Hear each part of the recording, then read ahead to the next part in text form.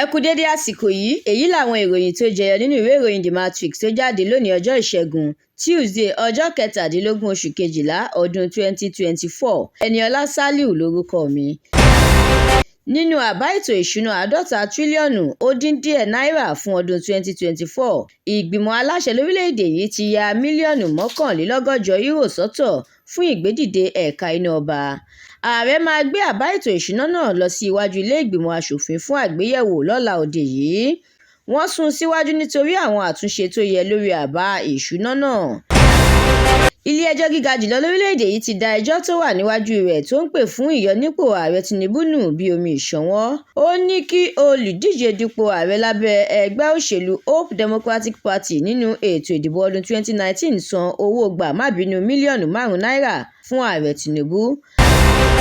Ààrẹ Tinubu dínú sí ìdókòòwò bílíọ̀nù $5 tí ilé-iṣẹ́ Shell ṣe ní ilé-iṣẹ́ epo rọ̀bì Bonga. Ìjọba àpapọ̀ orílẹ̀-èdè yìí ti yí orúkọ ilé-ẹ̀kọ́ gíga ìlú Àbújá padà sí orúkọ Yakubu Gowon, ìyẹn Yakubu Gowon University. Ààrẹ Tinubu ti yan àwọn akọ̀wé tuntun 8 ní ilé-iṣẹ́ àwọn òṣìṣẹ́ ìjọba àpapọ̀. Àjọ EFCC ti rọ́wọ́ tó àwọn oníjìbìtì crypto 6 ní ìpínlẹ̀ Èkó.